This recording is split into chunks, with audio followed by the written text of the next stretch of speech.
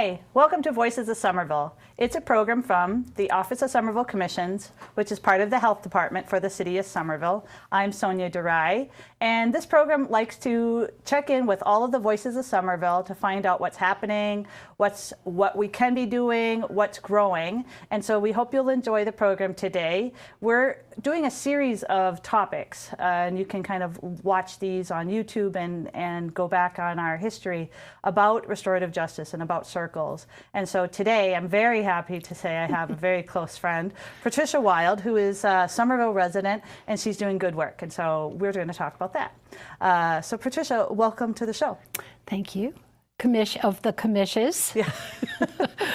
So today you are going to talk with me about Circle of Love. I am. And can you give me a little bit about what is Circle of Love and where is it located? Circle of Love is also known as the Sharing Circle. It happens every Wednesday night at Friends Meeting at Cambridge, which is located just off Brattle Street. 5 Longfellow Park is the address. And these circles, which begin with a meal, happen every Wednesday night at 6 o'clock.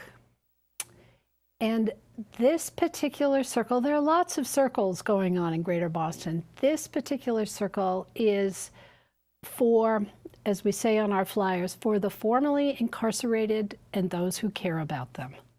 So we have people who have spent time in prison. We've had mothers and sons show up together, girlfriends who are in love with people who have had an incarceration experience. We have people who are doing prison work. For example, a young woman who has been teaching at one of the local prisons. So it's a group of about 12, 15, sometimes up to 20 people. And would you like me to go into a little bit of how a typical evening goes? That would be nice. I'd like to find out what a typical evening goes into, and then maybe we'll kind of talk about like just the different types of circles in general, so that we can kind of decide. Well, let me give a little bit of a background of how I and some other people from my Quaker meeting found this. About 7, 8 years ago, somebody who was doing prison ministry at our Quaker meeting said, hey, you know, I've heard about this really interesting circle that's going on in JP. Let's go. So a few of us took turns showing up at this circle.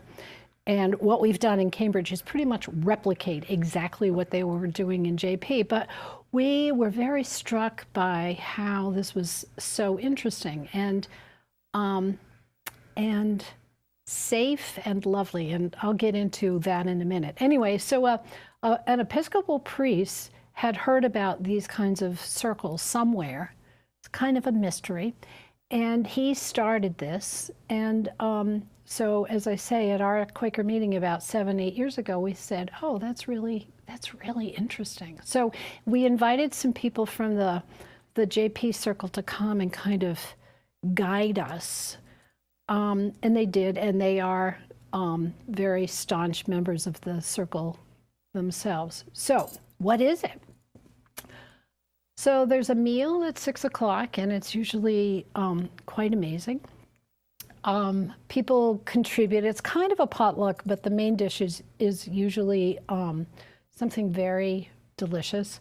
We do a lot of chicken because one of the people in our group, one of the founders who had been affiliated with the JP group, chicken is an important deal. So lots of chicken, but fresh vegetables sometimes, salads. Ice cream is a huge deal. We try to have ice cream at every meal. So the meal is sociable, people hanging out, talking about what's going on in their lives, just kind of community building. At about 7 o'clock, after we've cleared away the dishes, we gather around a rug that we put down on the floor in this big room. It doesn't happen in the meeting house. It happens in our kind of social hall. And in the middle of this rug is a little platform with 5 candles on it, which we light. And then people sit around in a circle, and we have a talking piece, which is in our case, a walking stick that somebody in the circle contributed. Very beautiful hand-carved walking piece from the Philippines. Very long. Very long. So we're talking about a talking piece. We are talking about a talking piece that you hold in your hand. And the same guy who loves the chicken has this lovely idea that everyone who has been at the circle has contributed his or her touch to that piece of wood. Mm. You know, we have a lot of, even in modern times, we say touch wood. Mm. There is kind of something wonderful about smooth, beautiful wood. So when you are holding that talking piece, you have the floor. And no one's going to interrupt you. No one's going to question you. No one's going to say, no, you're wrong. You have the opportunity to talk about what's going on in your life in a careful, intentional, loving, and trusting atmosphere. So most people speak for about, left out an important detail. So sorry. Before that happens, we have a cleansing ceremony, which is adopted from Native American tradition. Somebody lights some sage, grown right here in Somerville, and person walks around with this burning sage, and each person has a chance to kind of bathe yourself in that smell. I was not raised in any kind of tradition where there were a lot of rituals built into my spiritual practices. I love it. I love it. It's very, it is cleansing in a way. It's saying, I'm getting ready for something different. This isn't hanging out at a coffee house or riding on the T with my headset stuff on. I'm here. Yeah. I'm in the present. Can I ask about the sage? Is sage like, is it an aromatherapy such as lavender, which has a relaxation and it has a role to play in its physiology, or is sage really because it creates a pleasant smoke that creates a change of our, this was before and this is after, and we've created a kind of like an incense type thing, you know? That's a great question, and I don't know the answer. We should find out. I should find out.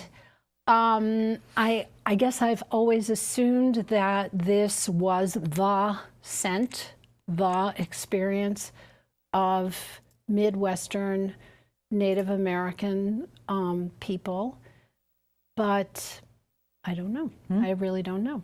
We'll find out. Yeah.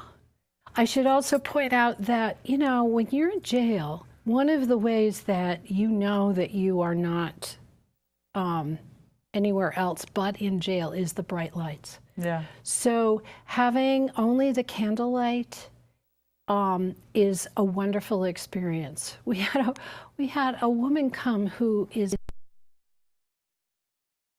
sight impaired, and she complained to us about the fact that she couldn't see.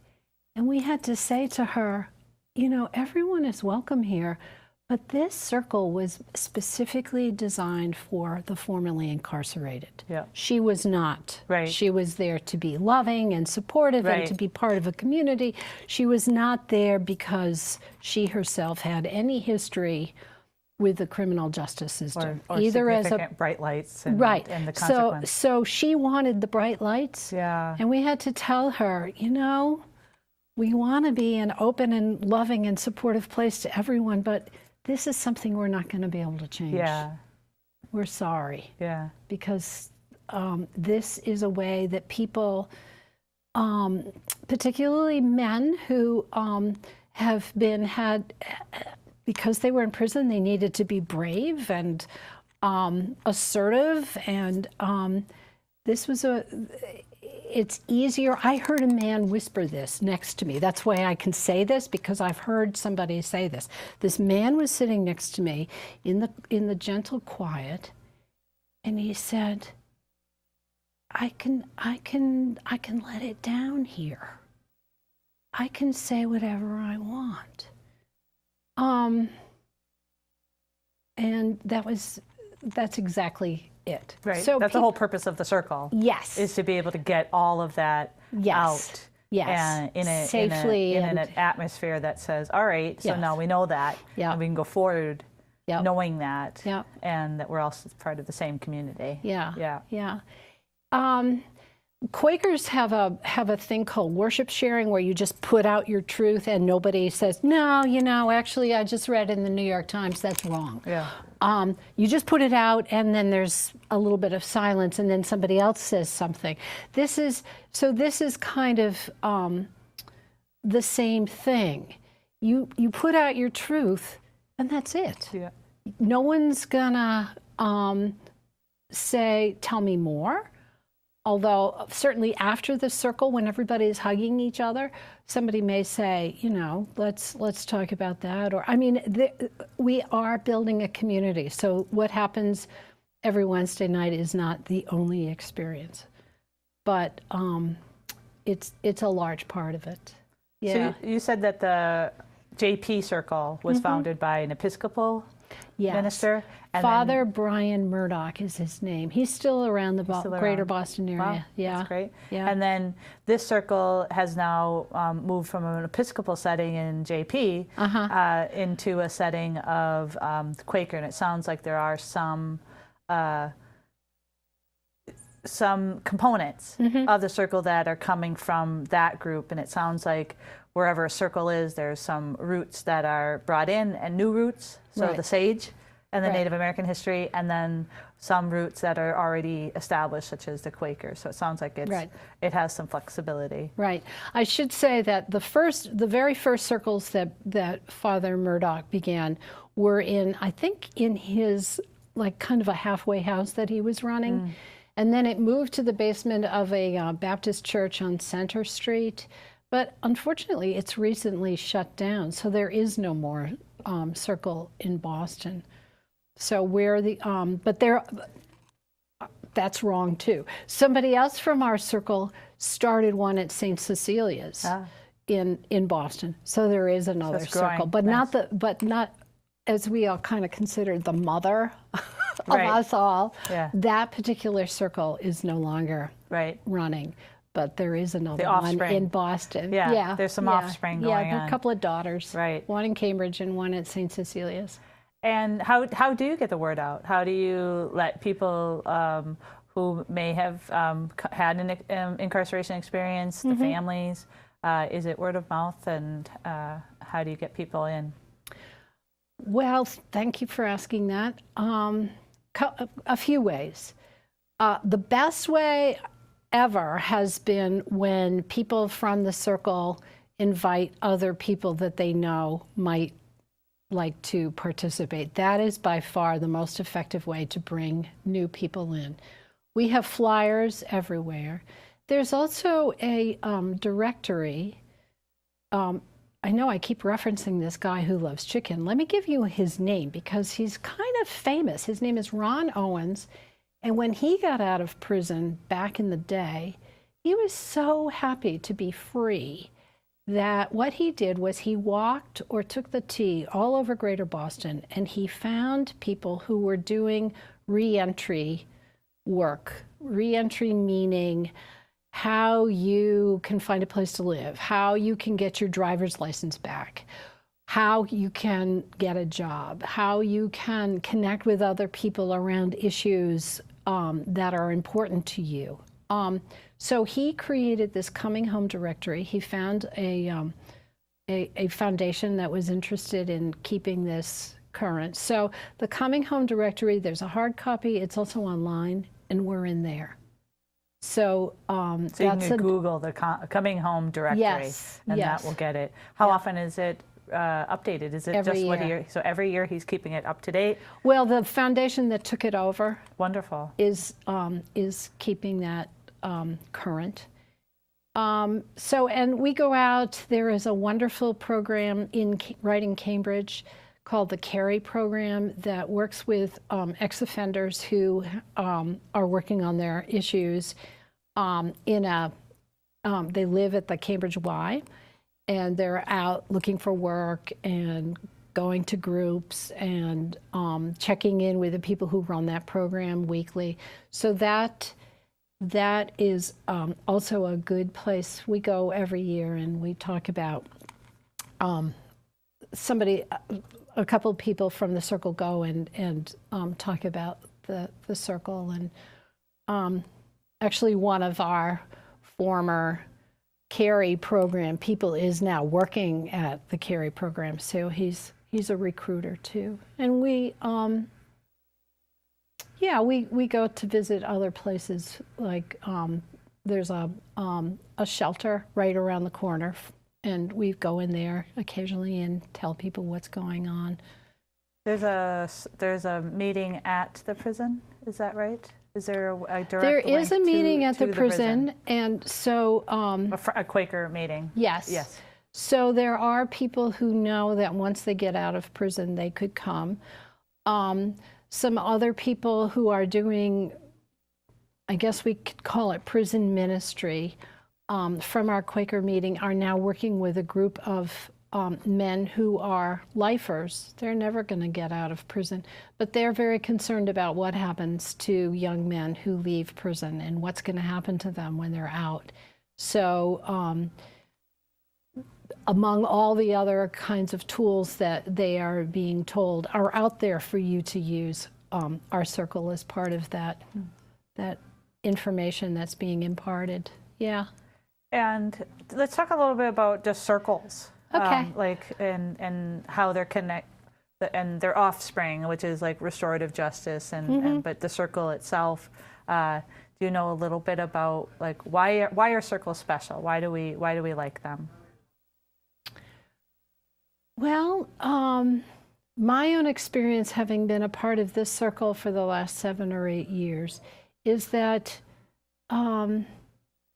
you use the word restorative. There's something amazingly restorative about being part of a safe group that loves you no matter what. That unconditional love.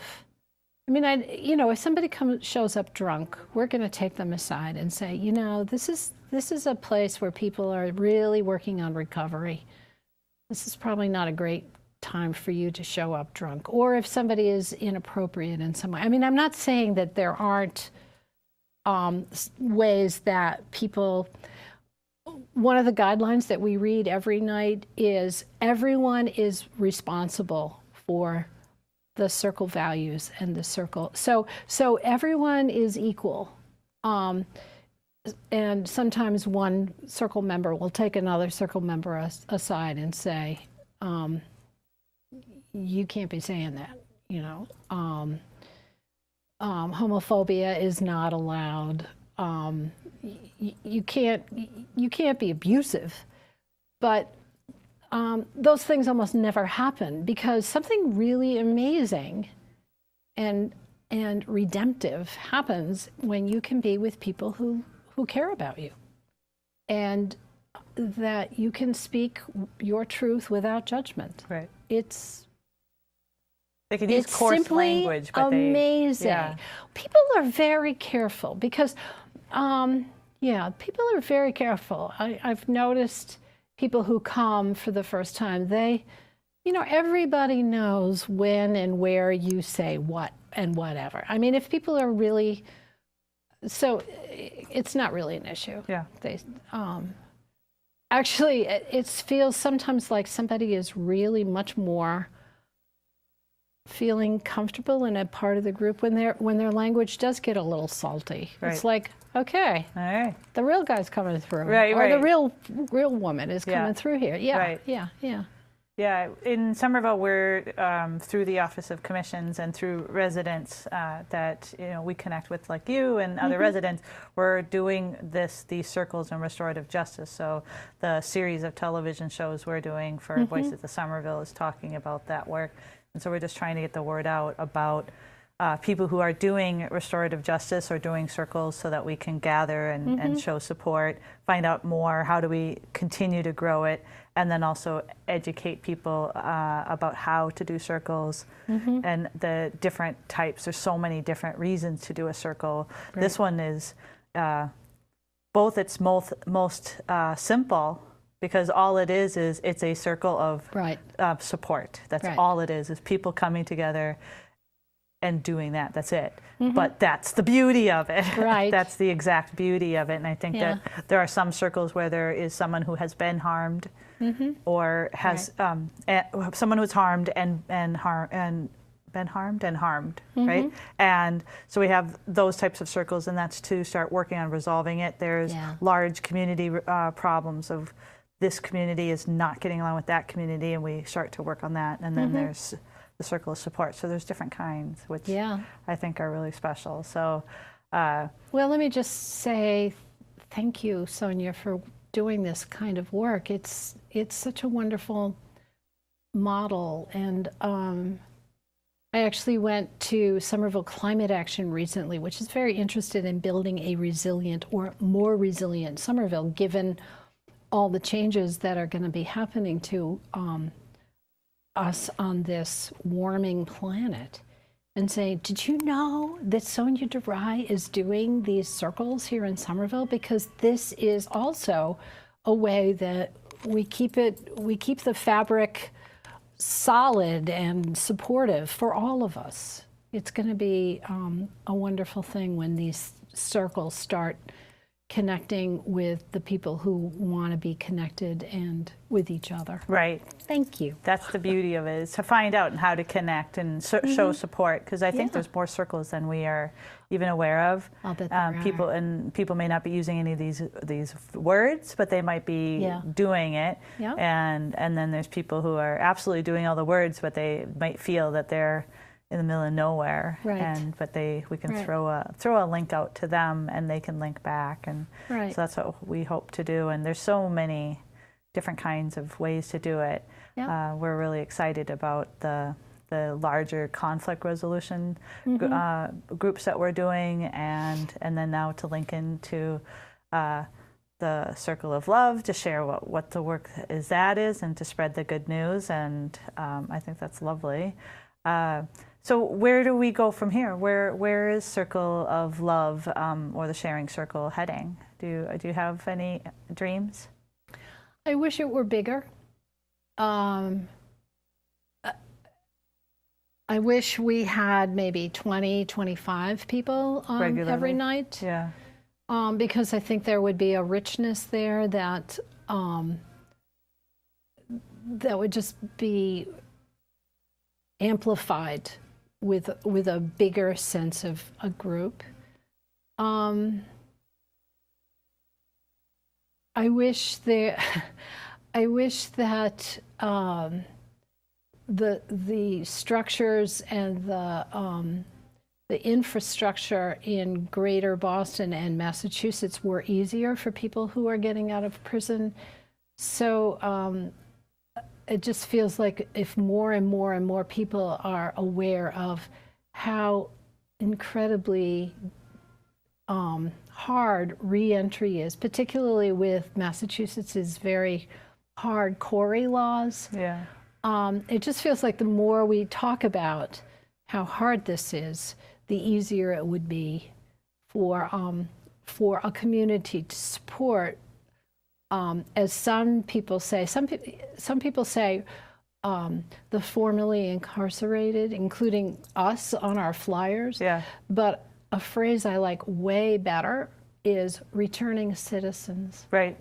I mean, these are fathers, these are husbands, these are mothers, these are family members. They're here, and it used to be that you did your time, you did your crime, end of story. But Right. somehow in this century, we've moved into this unforgivable. punitive, you are condemned for life. Right. And, you know, if I were to be judged by the worst thing I ever did, you'd hate me, Sonja. Right. You know, I've done plenty of horrible things, but I'm working on my stuff, and you are a loving and forgiving person. And I don't understand, if somebody's been in jail for 10, 15 years, why we can't allow these people to be a part of us and productive and a member of the same greater Boston world we live in. Right. I think that's also a part of the circle's, as its core, is the understanding that we are all harmers. We are people who have caused difficulties to others in great or small ways, but we also have all equally received harm, and we have been harmed and have experienced that. So we are in a circle admitting that we are both, and that everything is. We need to be able to put it out on the circle to say, this is what I've done, so that it can be seen in its ugliness right there, but also that we can be supportive around the individual and redeeming and forgiving and moving on. I think that's I'm watching like a series of sci-fi Netflix shows, and their characters are really developing so that they really get a chance to show a horrible mistake they've done and the consequences, and they can't figure out why people are forgiving them. And it's like, because I've done something too, and it's just not everything has gotten out onto the carpet like some people. So I think that's one of the real circle gurus in Greater Boston is a woman named Janet. I'm forgetting her last name, O'Donnell maybe. Her son was murdered, and she says, hurt people hurt. Right. She has spent time with the murderer of her son, and